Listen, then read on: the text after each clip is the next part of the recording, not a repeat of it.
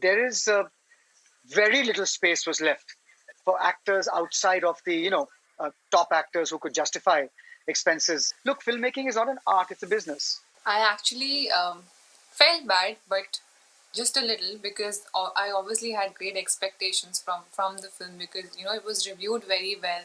I was expecting a few calls from people. I was expecting to get more work, but that didn't happen. Hi everyone, joining us today is the team behind Bulbbul. We have the director Anvita Dutt with us. We have the actors Rahul Bose and Tripti Dimri. Welcome to the Quint, everyone. With the streaming platforms sort of now pacing up, we're seeing releases after release. Do you think this sort of new platform has given a second lease of life to actors like you who want to do quality work? Without a shadow of a doubt, because the cinema industry, because of the high rentals, because of high exhibition rates, because of high ticket rates, because of all of that, basically it filters down to the fact that you can only cast actors, and I'm talking like a producer now, you can only cast actors who will financially make your project viable.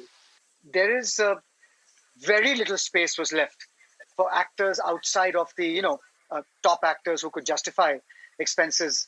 So you're right, absolutely right. The OTT channels have come like a complete second lease of life. I can only speak for myself. I don't want to cast aspersions on other actors' box office capabilities or not. But for me, definitely. Otherwise, it was pretty much dead in the water. Before this, I had made Purna, and I will direct for the rest of my life. But as an actor, the whole of 2018, I was acting in a big mega series for a big OTT platform that hasn't yet released. And 2019, I did another series for another OTT platform that hasn't released. And in the middle, in 2019, I did Bulbbul, which is the first release. So I never dreamt that I would be acting for 2.5 years continuously after the release of Purna. But with the OTT, it's changed everything. And it is, I mean, I will continue to direct. Now I can direct for OTT and for cinema. But definitely as an actor, you're dead right. It's a second lease of life. But you touched upon actors making the numbers as far as box office is concerned. I want to ask you, who decides what the actors are? Who decides that these are going to be the big players in the industry, so to say? Because in an interview, I think in a chat in 2018, you said that you're one of the lowest paid actors, and for somebody to go out there and say this after about being a part of industry for like 3 decades, it's odd. It's shocking to hear. No, it's not. The fact that I'm around for 3 decades is fantastic. Why don't you look at it the other way? So it's not about that. It's the choices I make. The films I choose to be a part of don't give me that kind of money. I mean, if Aparna Sen's making a film for 10 rupees, I can't charge more than 50 paisa. If somebody's making a film for 10 crores, I can charge 50 lakhs, right? So it's as simple as that. And who decides? Meaning the box office decides. You take a punt on actors when you first cast them. And then, depending on how the audience reacts, look, filmmaking is not an art, it's a business. It is a business. If anybody is under any illusions that it is an art first and a business next, it's wrong. It's a business first. So you first have to make sure your film is viable. So accordingly, you say, this film is going to cost me 20 crores to make. Now, if I cast X, Y, and Z, it goes to 50 crores. Can I make 250 crores in return? So after all the taxes and stuff like that, I have 90 crores in the bank or not? And accordingly, you have to look at the bankability of actors. But if you're making art, then in that case, genuinely, OTT platforms are the place for you to go, because there is a certain matrix they use by which they can make the money through subscribers. And it's not only about box office and bankability, which is brings me back to your excellent first question, which was, it's a second lease of life. So for all those reasons, the OTT platform is still a commercial part of the business, but less pressure so.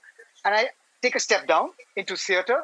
You can cast anybody because there's even less pressure. You've spent 3 lakhs for a play, right?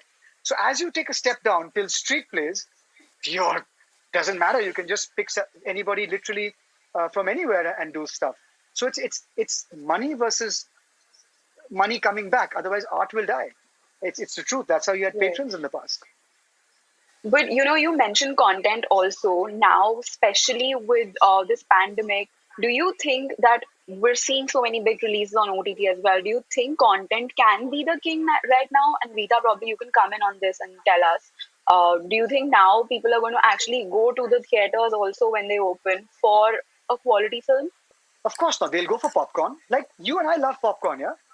They'll go for popcorn and they'll go for mutton, rogan josh, or bhindi, or whatever it is that you call art, right? Human beings have to do both. We do silly things. We make terrible choices only because we think somebody is physically attractive, and then we make more measured choices because we like their minds. I mean, it's a mix of both. So why should one go away with the other? Both will coexist, and they should, and they have. In the 70s, you had Shyam Benegal, and you had Satyajit Ray, and you had Mr. Bachchan doing his fantastic stuff with Amar Akbar Anthony and Majboor and Zanjeer and all that stuff. So Coming to the film Bulbbul, I want to ask Anvita. This is the first time you're directing a film. What was that like, being the captain of the ship, and especially for a film like Bulbbul, where I thought that it was a little about justice for women also. So, does being a woman director add something different to the whole project, or gender is just something that we make it of? So first off, it was just a story that I wanted to tell, that I was excited about. That it has messaging is inherently there because those are the things that I'm interested in. It wasn't deliberate. It comes into the storytelling. Talking about gender, so I don't think biology has anything to do with intellect. So it is, and I would like the world to be such a place where everyone thinks like that. So being a female director possibly will bring that kind of insight. I know something about being a woman, which is like you being from Delhi or me being a Punjabi. One thing that sort of made the difference for me when I was watching the film was just looking at your Tripti. When Bulbul, there was a certain thing about her. I just knew whether it was the past being spoken of or whether it was the present day in the story. And that was just the look. What was your brief? What was the brief given to you? And did it come to you almost instantly? How long did it take for you to sort of get those two sort of shades right? Took me about 2 months to understand this character, this person completely, and to get into her headspace. And honestly, we had a lot of workshops. Me and Anvita, I think we spent those 2 months together. We would sit and discuss this character and talk about her. And she wanted to uh, she wanted me to be this person, to become this person, and not just look at her as a character. Yeah, I was told at the very beginning that you're going to be playing two completely different personalities as one person, and it's not going to be easy. It's going to be difficult because they're complete opposites of each other. She starts off from being this person who's very innocent, who does not have any idea of self, and who is a girl who can be easily persuaded to do anything, who doesn't have any emotions of her Yeah. own. So I always felt that I'm more close to that person, to the one that's innocent. Tripti, when Leila Majnun sort of didn't work, and I saw you say in one of the interviews that it was a series of auditions. You auditioned twice, and then the second audition you auditioned for like 8 hours or so. When the film didn't work, what was going through your mind? How did you feel? I actually felt bad, but just a little, because I obviously had great expectations from the film, because it was reviewed very well, and our performance was being appreciated. We were getting great reviews on the performance as well as on the entire film. And till date, I get messages from like 20 people every day, and then they keep saying that, oh, it's why didn't we go and watch your film in the theaters, and we should have gone. But yes, I felt bad at that time, but I think now I'm quite okay with it, because you have to move on, right? I was expecting a few calls from people. I was expecting, to get more work, but that didn't happen. And I had to like wait for a year.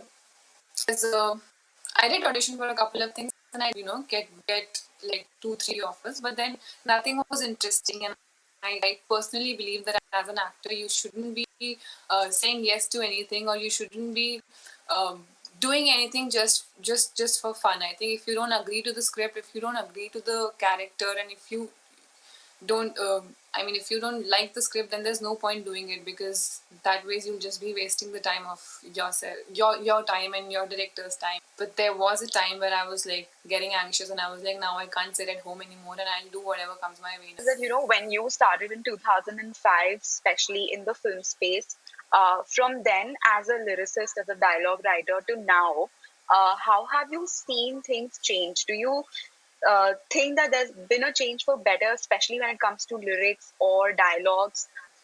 I think stories are stories are stories. A good story, if it rings true, it can be a big spectacle film, it can be a madcap comedy, it can be a deep and moving lyrical film. From the time of the silent era, we've made beautiful films, told great stories. The thing is, if somebody's going and seeing it, and many people are going to see it, uh, that means something is working, something is wonderful about that story. Something, either it's an escape, or either it connects with you because it makes you laugh, or it moves you emotionally, or it's just that it's beautiful to look at and it's aspirational. Whatever the reason might be, stories work at a very visceral level. You know, what worked for us as children, when someone told us a bedtime story, it's the same feeling. We respond to stories like that. We respond to stories that we tell ourselves every day. Today we are telling ourselves, it's okay, everything will be fine. You tell yourself a story every day to motivate yourself, not just now, otherwise in life also. Having a dream is telling yourself a story. Saying that it will come true is telling yourself a story. Making it come true is also a story. So it's only about stories, not about the kind of content or whether it's changing or improving. There are wonderful stories and wonderful songs and wonderful lyrics through time, throughout the history of our film industry. We've had beautiful lyrics, beautiful stories, beautiful dialogues. Whether you watch old black and white films, you watch films from Bimal Roy, to you watch films of Raj Kapoor from that time, and you watch Satyajit Ray's films. It's a great work has happened all the time.